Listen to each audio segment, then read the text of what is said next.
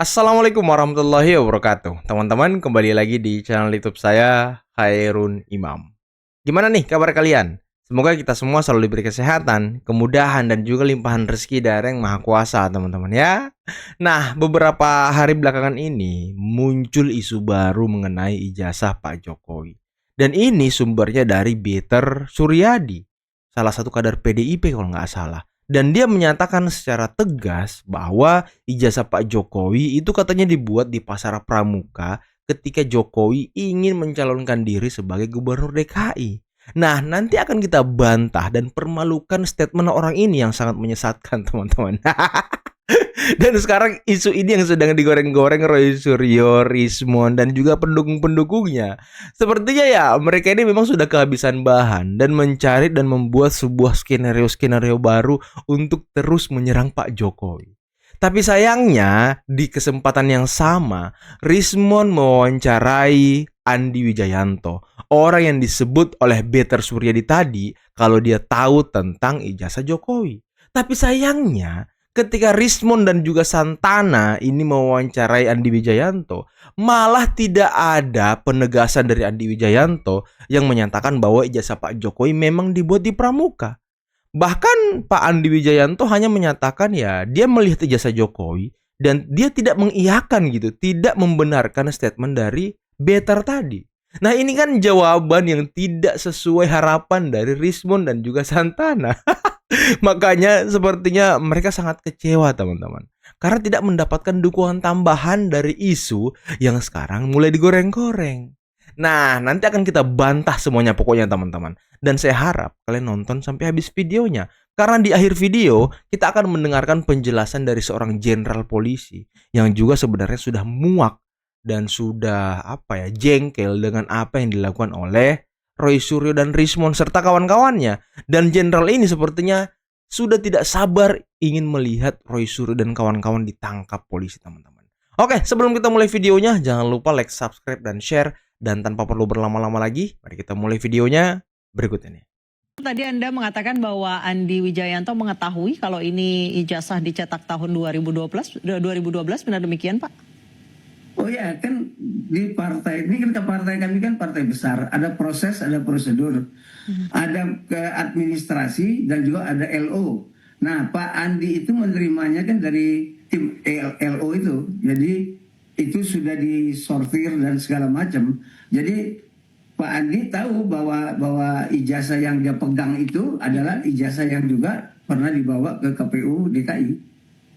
Iya, tapi tahu kalau itu ijazah palsu, Pak?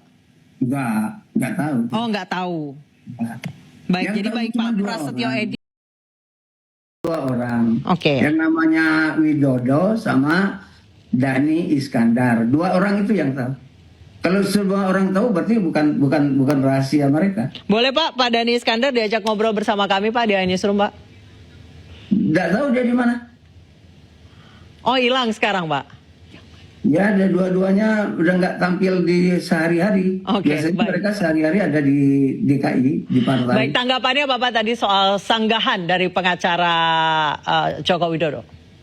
Enggak, saya nggak mau nanggapin. Itu kan urusan dia. Ngomongnya kayak orang mau menertibkan dulu administrasi orang linglung ya kan? Dari partai. Dari partai ini gimana sebenarnya ini? Jadi saya sedang melacak ke belakang siapa aja aktivis partai ini. Baru kita akan buka ke luar. Jadi pada waktu Pak Pras dan kawan-kawan ke KPUD itu ketemunya sama dengan Pak Juri Ardiantoro. Terus pada 2014 LO partai 4 orang datang ke KPU. Pak yang menerima juga masih Pak Juri Ardianto. Dia sudah pindah ke KPU pusat. Pak, berarti kalau misalnya baru dicetak 2012 buat DKI Jakarta, waktu Solo pakai ijazah yang mana Pak? Waktu wali kota Solo? Nggak tahu saya, dan itu katanya pakai dokter Andes, dan saya nggak tahu. Pakai dokter Andes katanya. Solo dokter Andes. Katanya begitu. Oh, waktu Solo dokter Andes, kemudian waktu Jakarta jadi insinyur. Insinyur. Menurut siapa Pak? Ini. Kata siapa? Ini. Nah, di ijazahnya itu tertulis insinyur. Enggak, yang tadi Bapak mengatakan pas Solo dokter Andes, kemudian pas saya baca aja nih berita-berita dari ibu juga lah, dari medsos itu kan Oke. dari Dokter Andes. Baik, terima kasih banyak. Baik, terima kasih Pak Bitor telah bergabung Ya. secara eksklusif bersama kami di Ya. Newsroom. Selamat malam Pak Ya. Bitor. Terima kasih. Aduh, Bitor, minimal kalau mau menyebarkan isu, lihat dulu fakta-fakta di belakangnya. Lihat dulu data-data yang di belakang. Tadi dia bilang, ya saya nggak tahu waktu di Solo pakai ijazah apa, karena di situ dia pakai Dokter Andes. Ya Allah, ada orang nggak punya otak itu ya ternyata ya. Ada orang yang tidak punya otak kayak gini teman-teman. Dan dengar nggak tadi dia ngomong? Dia kayak orang linglung gitu loh. Dia kayak orang mengawang-awang ngelihat ke atas. Coba Dokter Tifa di terawang tuh, di analisis apakah dia bohong. Kan Tifa tuh katanya jago tuh. Sekarang saya kasih lihat buktinya teman-teman ya. Tadi si Bitor ngomong kalau Jokowi itu pakai Dokter Andes katanya gitu ya kan.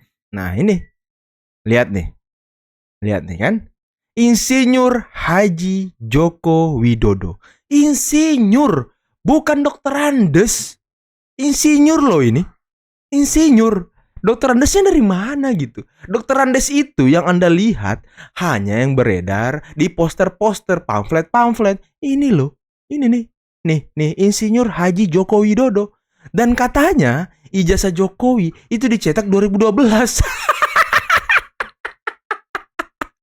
Aduh, ya Allah. Ini terus Roy Suryo, Rismon, Repli Harun percaya dengan orang seperti ini. Hah? Serius ini mereka percaya dengan orang seperti ini teman-teman. Ini kan kayak orang gak punya otak gitu mereka ini. Aneh gitu, aneh bin ajaib gitu loh. Sebagai sekretaris tim kampanye di 2014, tugas saya melengkapi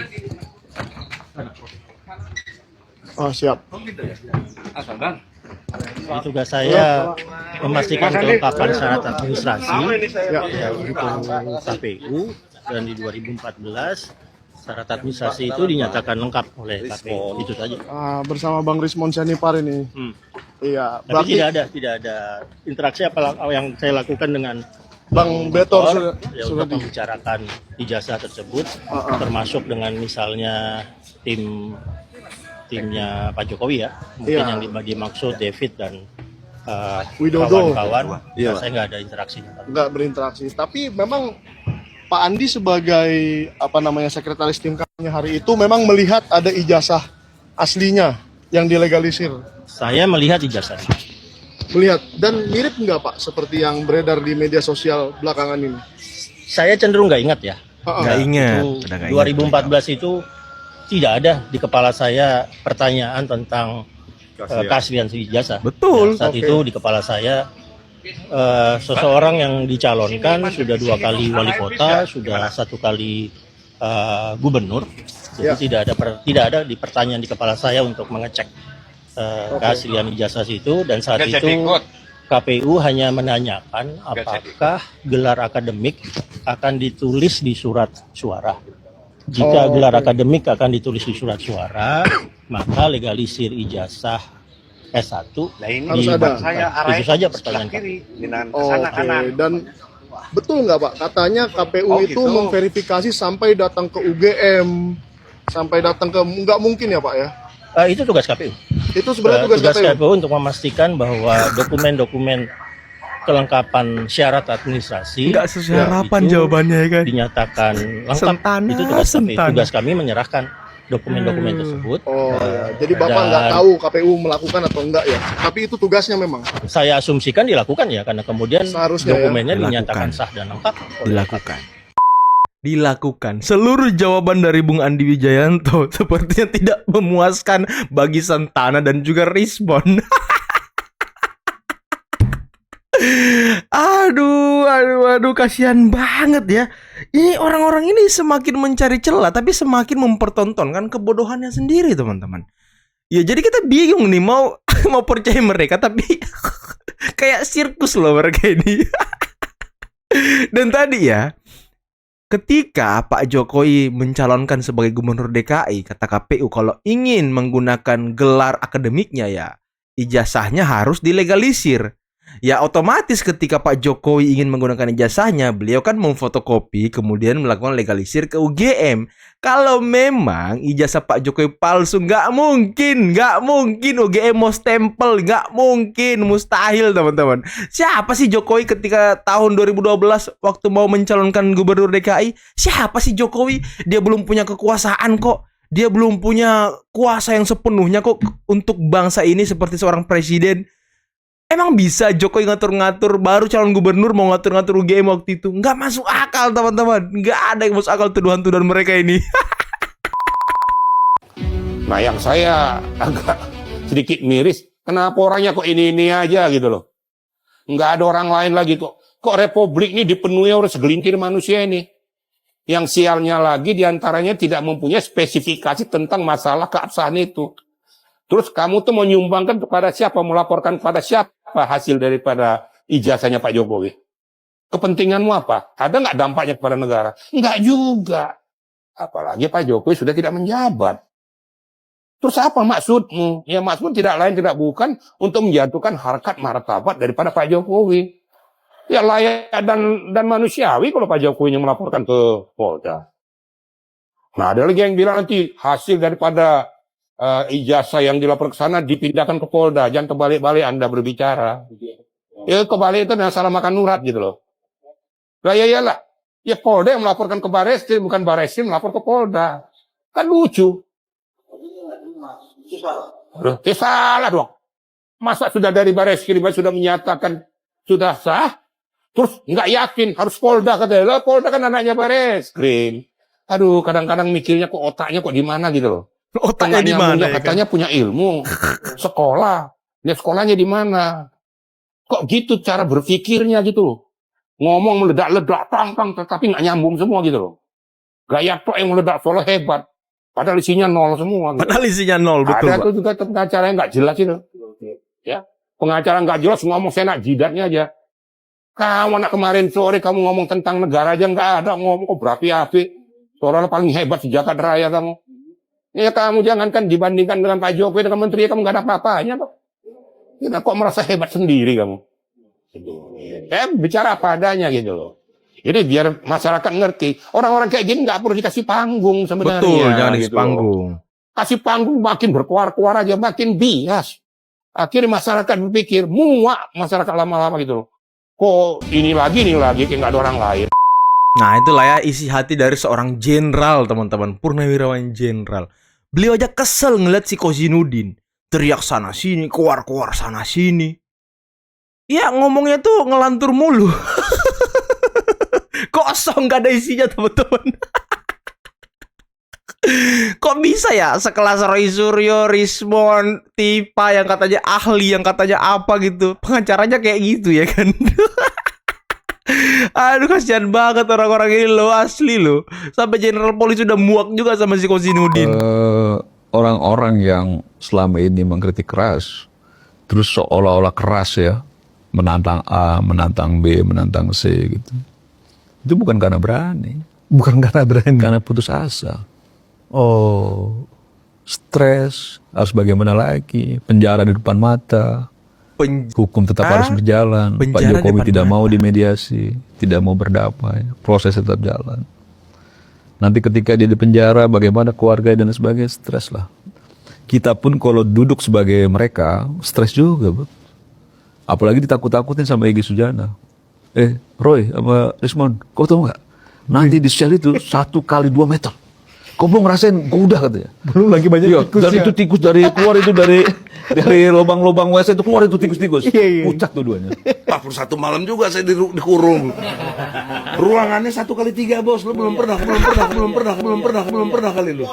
Udah, Roy Suryo kan udah pernah ditangkap. Udah kan? Dia udah pernah ditahan kan? 1 kali 3 lu. Tiap Rismon malam yang belum. WC itu keluar dari lubang WC tikus-tikus tuh. Kawannya sendiri aja udah mulai nakut-nakutin. Dan itu kan udah kebayang juga. Gitu loh, kan udah kebayang juga. Jadi jangan juga ketika ada statement yang keras dianggap bahwa itu keberanian. Orang berani kan nggak selalu begitu.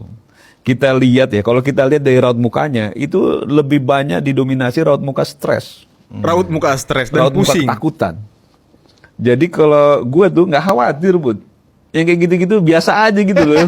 Ini kayak teatrikal aja gitu, wangong gitu, tangkapnya nangis. Apalagi juga. kalau model Roy kan selalu dengan hahaha. Oh, Lo enggak.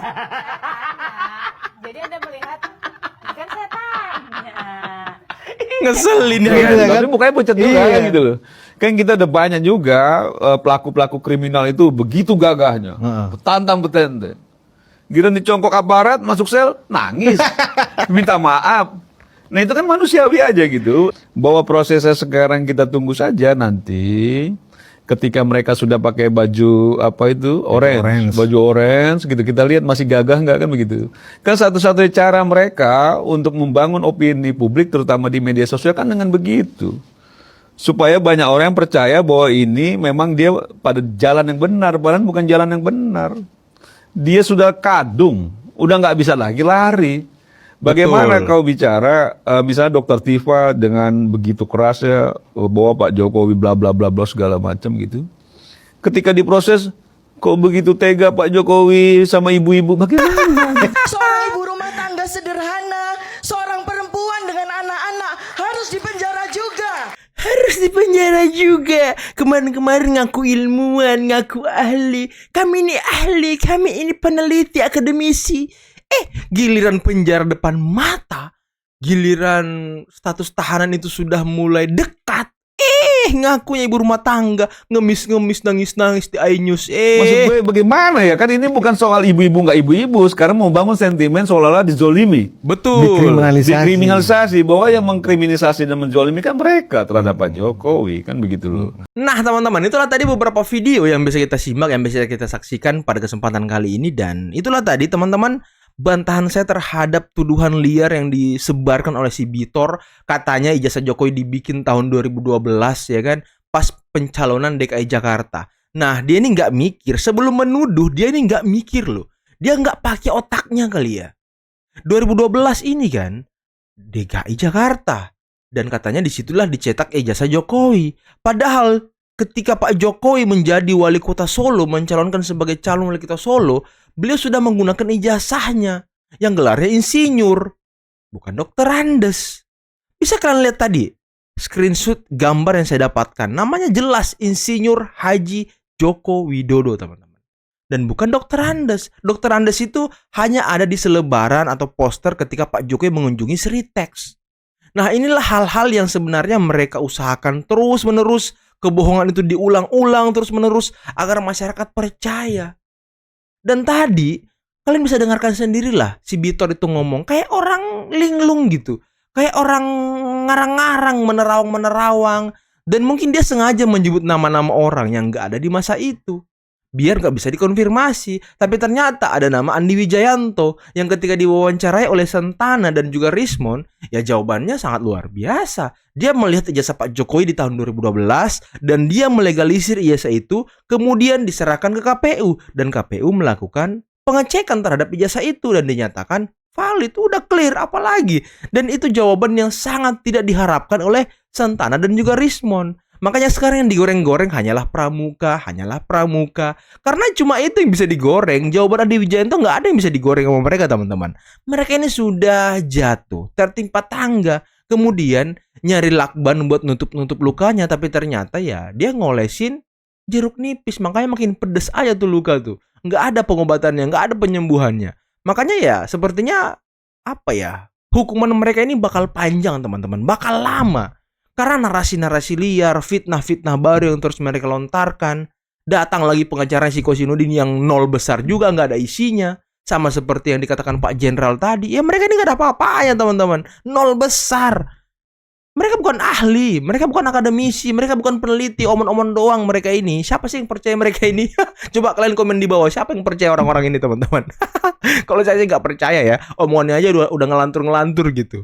Aduh, kalian teman-teman, mungkin cukup sekian dulu video kali ini. Jangan lupa like, subscribe, dan share videonya. Akhir kata, billahi taufiq wal hidayah. Wassalamualaikum warahmatullahi wabarakatuh. Bye-bye.